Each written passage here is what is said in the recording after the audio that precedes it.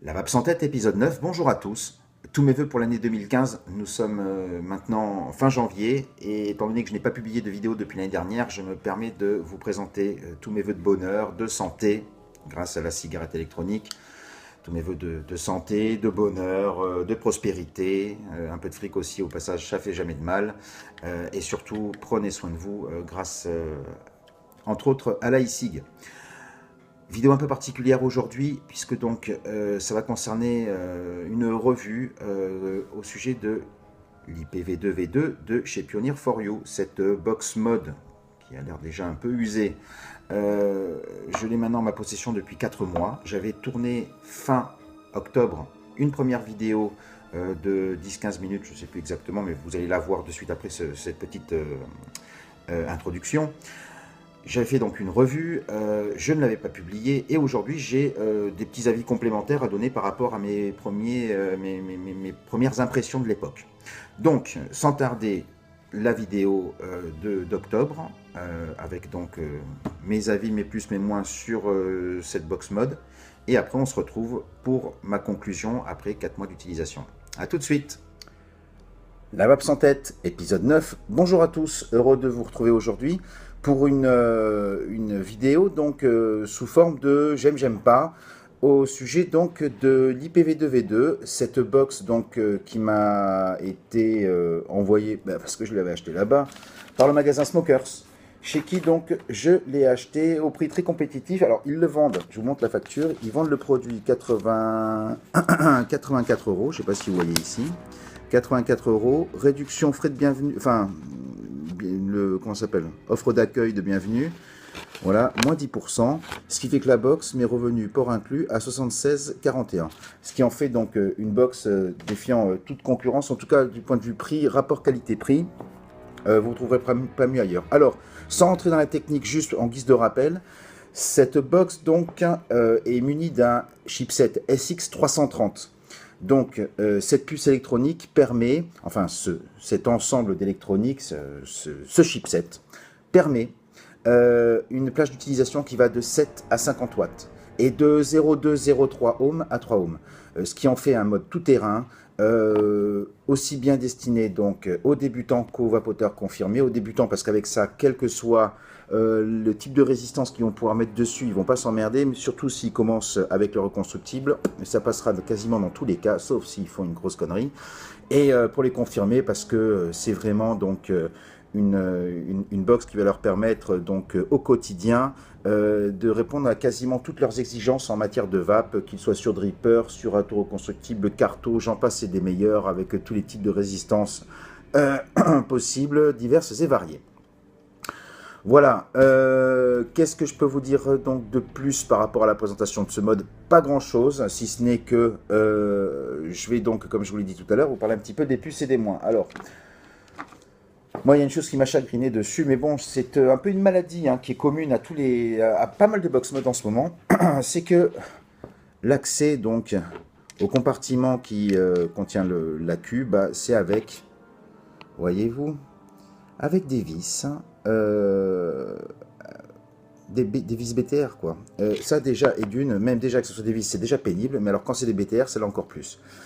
Pourquoi? Parce que en fonction du type de vape que vous allez avoir, il n'est pas dit qu'un 18650 d'aussi bonne qualité soit-il, qu'un AQ donc, de cette qualité-là tienne toute la journée. Donc inévitablement, il faudra recharger en cours de journée en se servant du pass-through, bien qu'il ne soit pas recommandé par le constructeur. Ou alors il faudra donc se balader avec une BTR, ouvrir, changer l'AQ, etc. Et plus l'AQ évidemment de remplacement déjà chargé à cet effet. C'est pénible. Franchement, je ne comprends pas comment donc aujourd'hui les concepteurs de ce type de box n'ont pas pensé à mettre un loquet escamotable qui coulisse tout simplement.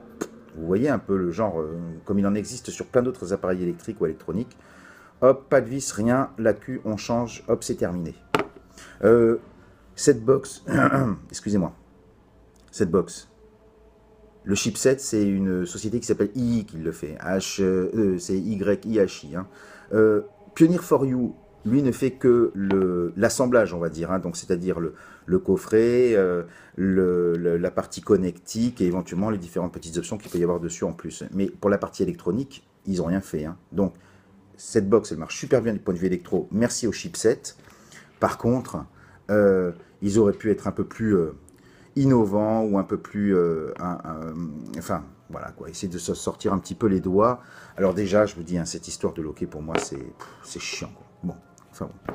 Ensuite, toujours en termes de finition, je regrette que le bouton Fire ne se différencie pas plus. Pourquoi, vous allez me dire, bon, ça change pas grand-chose, hein. Sa prise en main est relativement intuitive, vous tombez votre index ou votre pouce en fonction de comment vous faites Fire, vous tombez assez facilement dessus. Hein.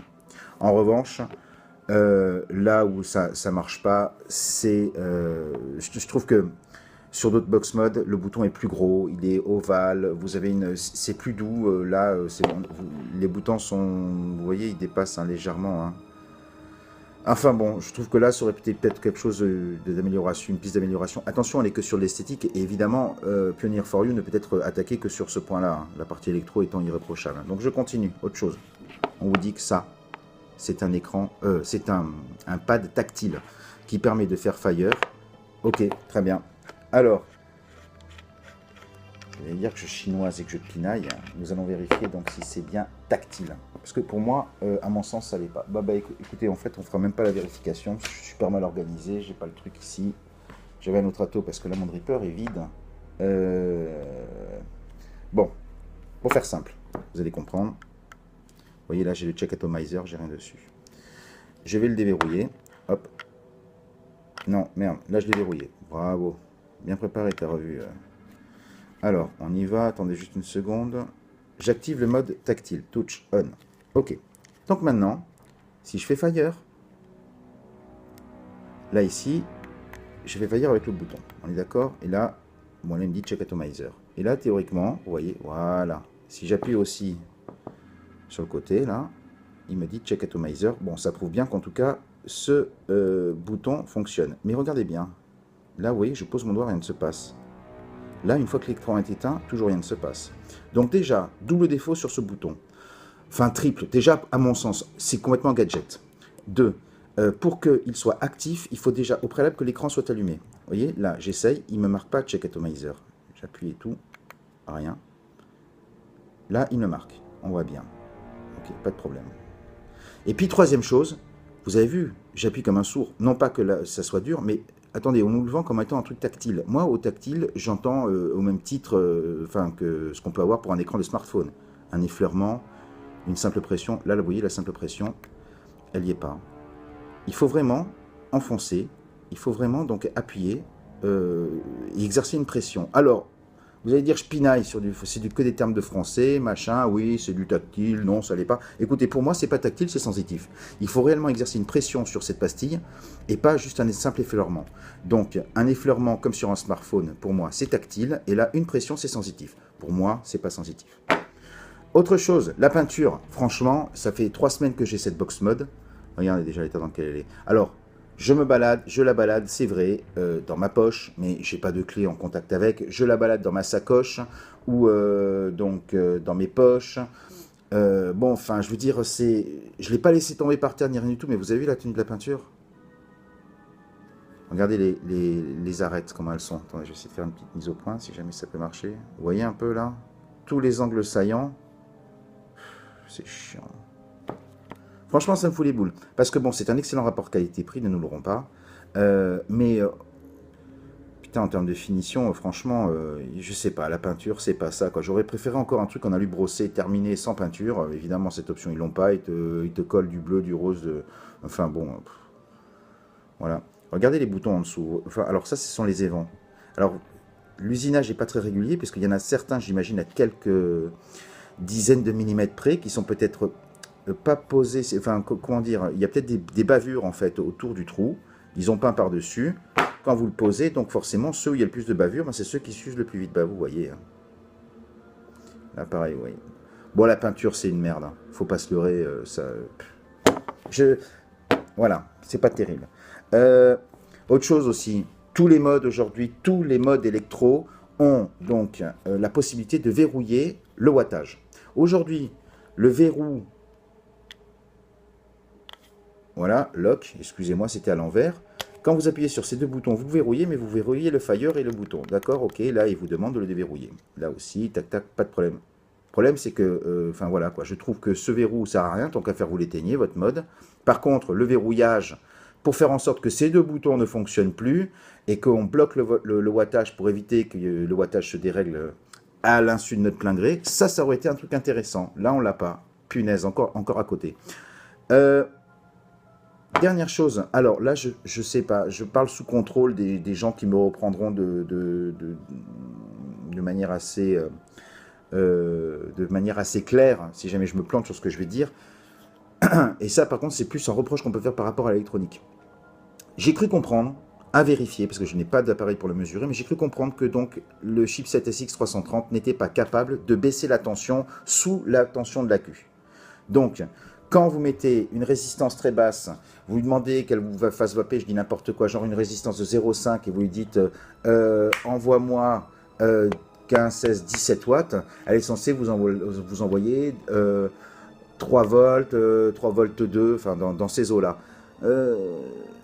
Lui, techniquement, vu qu'il y a un accu dedans qui va de 4,2 à 3,2, en dessous de 3,2, il ne saura pas vous envoyer. Donc, si vous voulez des réglages bas en termes de puissance, ben, il ne sera pas capable de vous les mettre, ça sera plafonné à cette valeur. C'est sous contrôle, hein. Je me plante, j'ai peut-être une grosse ânerie, et je le laisserai, de toute façon, je ne ferai pas cette vidéo parce que j'assume mes erreurs. Voilà. Bon, j'ai été assez virulent, enfin en tout cas assez direct par rapport aux points négatifs. Maintenant, passons au positif. La luminosité de l'écran est excellente. Vous penserez que c'est quelque chose de pas très important. Bien au contraire, détrompez-vous. Quand vous êtes en extérieur, par une journée ensoleillée, s'il faut que vous commenciez à essayer de vous incliner, à tourner le dos au soleil et mettre la main devant de votre écran pour voir les réglages, c'est pénible. Moi, c'était le cas sur mon Clouport, c'était vraiment pénible. Là, c'est impeccable. Autre chose qui marche super bien, c'est la gestion de l'énergie. La gestion de l'énergie est vraiment excellente. En tout cas à l'usage courant. Pourquoi? Parce que quand il est chargé, il est réellement chargé. J'ai fait les essais, je l'ai démonté, comment ça s'appelle?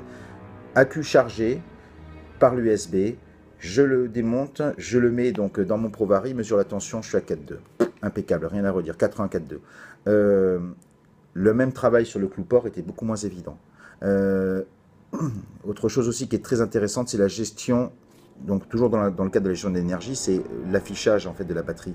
J'avais aussi avec d'autres modes électro, c'était très aléatoire, hein. Des fois, ils vous disaient que vous étiez quasiment au ras des pâquerettes, que votre accu était fini, qu'il fallait le recharger. Vous aviez encore 10, 15, 20, 30, 50 lattes même à tirer, en fonction de la qualité de votre vape là aussi. Donc très aléatoire en fait, hein. Une mauvaise estimation de la batterie restante. Et dernière chose, moi qui m'a paru, toujours dans le cadre de cette gestion de batterie, qui me paraît très intéressante, la recharge avec l'USB. Sur d'autres modes, la recharge USB est pas terrible. Là, moi, je laisse charger le soir avant d'aller me pioter. 6-7 heures après, c'est chargé à bloc et je tiens toute la journée. Ma 18650, la VTC5, elle me tient toute la journée pour de la vape, on va dire quasi quotidien. Enfin, oui, c'est quotidien parce que je travaille en bureau, donc je l'ai en permanence posé sur ma table. Je tire des barres tout le temps en permanence, quoi. Bon, enfin, sauf entre deux clients, mais bon. Ça tient nickel, il n'y a rien à redire. Et enfin, le dernier point qui pour moi est souverain par rapport à tous les points négatifs, c'est la robustesse.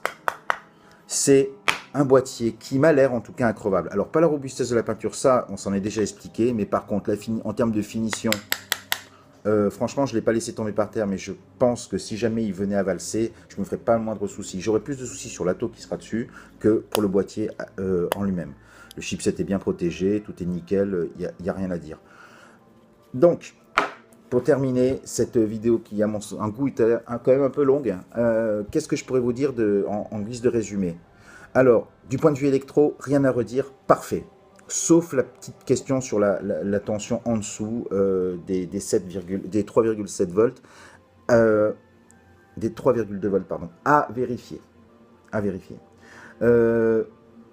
Après, par contre, il y a en termes de finition, donc c'est plus des questions de conception qui me chagrinent un petit peu. Le bouton, les vis BTR, l'absence de loquet derrière, le faux pad positif, sensitif ou tactile, qui en fait est vraiment un gadget qui sert à pas grand chose. La peinture qui est pas terrible. Le manque de verrouillage de watts. Bon, enfin, tout ça, ce sont des choses au niveau de la conception, de l'assemblage qui a été fait par Pioneer for You. Donc pour eux, franchement, ils auraient pu faire mieux. Et en tout cas, dommage. Si aujourd'hui cette box est la renommée qu'elle a, je pense que c'est uniquement par rapport au chipset, pas par rapport à la finition ou à ces points que je viens d'évoquer. Il n'en demeure pas moins que c'est un excellent mode. Et à 76 euros, courez l'acheter chez Smokers, je m'en fous, hein, je les connais pas, mais en tout cas je les avais eu au téléphone avant pour vérifier 2-3 conneries par rapport au règlement chez eux. Super, c'est un super rapport qualité-prix, allez-y, parce que dans les autres shops en règle générale vous le trouverez entre 90, je l'ai même vu jusqu'à 109, je sais plus où, enfin vous verrez, faites une recherche, c'est facile. Hein. Donc voilà, IPv2 V2, excellente box mode, à ce jour, donc fin octobre 2014. Si vous avez donc moins de 80 € à cramer, allez-y, vous ne serez pas déçus. Voilà, la Web sans tête, l'épisode 9 c'est terminé. N'hésitez pas à laisser vos commentaires, j'y répondrai avec plaisir. Le Twitter, @lvst_fr. Et enfin, donc, je vous dis comme à l'accoutumée, vapez bien, vapez sain. Salut!